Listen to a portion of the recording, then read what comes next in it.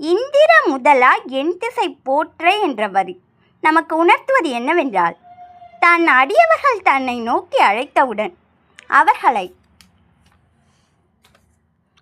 காக்கும் பொருட்டு வரும் கந்தக்கடவுள் அஷ்டதிக் பாலகர்களும் காவல் புரியும் 8 திசைகளில் எந்த திசை வழியாகவும் எந்த நேரத்திலும் வரக்கூடும் என்பதால் இந்திரன் முதலான 8 திசை காவலர்களும் எப்போதும் நம் முருகனை போற்றி கொண்டிருக்கின்றனர் என்பதே இந்திர முதலா என் திசை போற்ற என அமைந்துள்ளது. என் திசை என்ற சொல் கிழக்கு, மேற்கு, வடக்கு, தெற்கு, தென்கிழக்கு, தென்மேற்கு, வடகிழக்கு, வடமேற்கு என அமைந்துள்ள 8 திசைகளை குறிக்கிறது.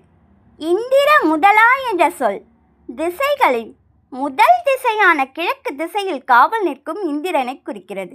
மற்ற 7